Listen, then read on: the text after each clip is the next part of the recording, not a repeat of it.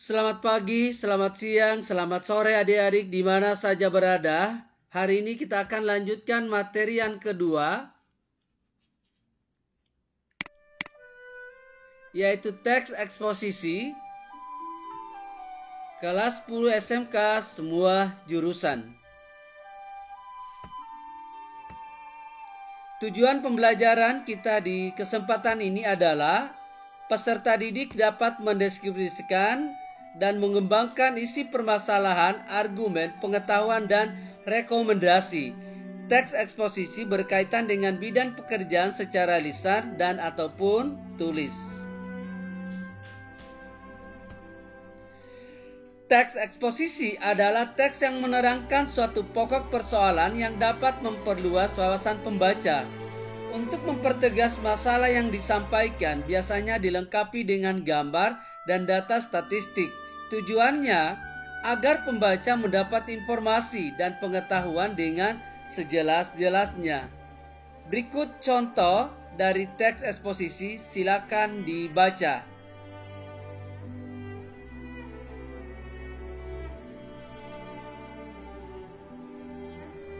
Baik adik-adik, kita lanjutkan.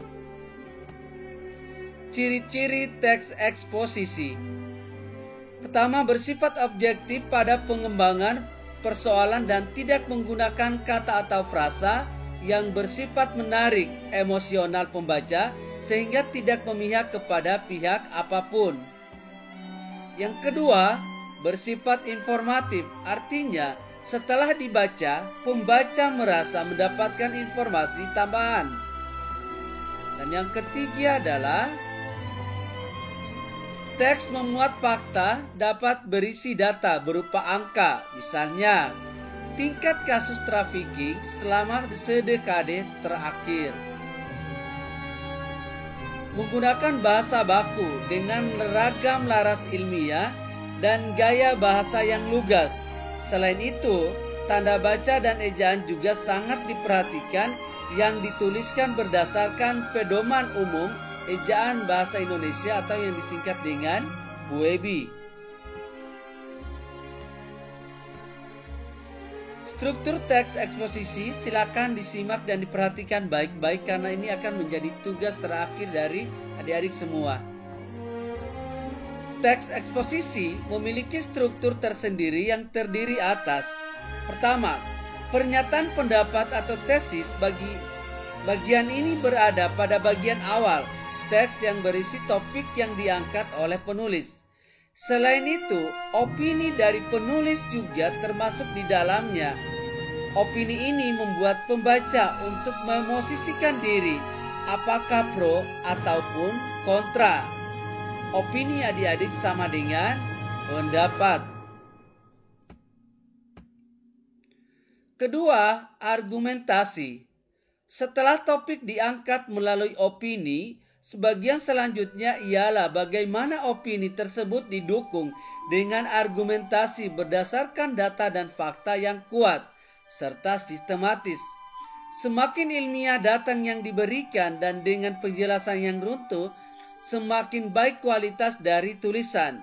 Karena itu, bagian ini pada umumnya lebih dari satu paragraf, sebab selain data dan fakta, beberapa jenis teks eksposisi memberikan penyajian contoh beserta alasan. Yang ketiga, penegasan ulang. Bagian ini berada pada paragraf akhir sehingga disebut juga sebagai penutup atau kesimpulan. Tesis disebutkan tetapi biasanya tidak secara langsung, yaitu dengan menggunakan kata rujukan seperti pada akhirnya persoalan tersebut masih menjadi perdebatan. Kata tersebut merujuk apa yang diangkat pada bagian tesis. Perhatikan adik-adik contoh teks eksposisi tentang pendidikan. Seperti dijelaskan di atas bahwa struktur teks eksposisi yang pertama adalah tesis atau pernyataan pendapat. Silakan dibaca contohnya.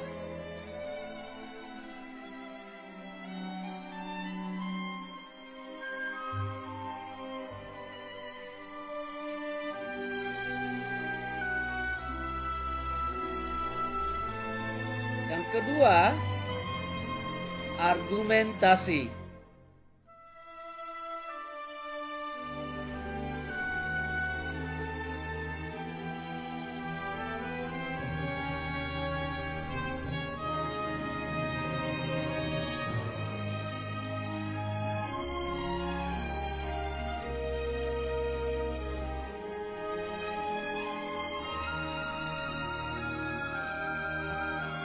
Dan yang ketiga, penegasan ulang. Silakan dibaca contohnya.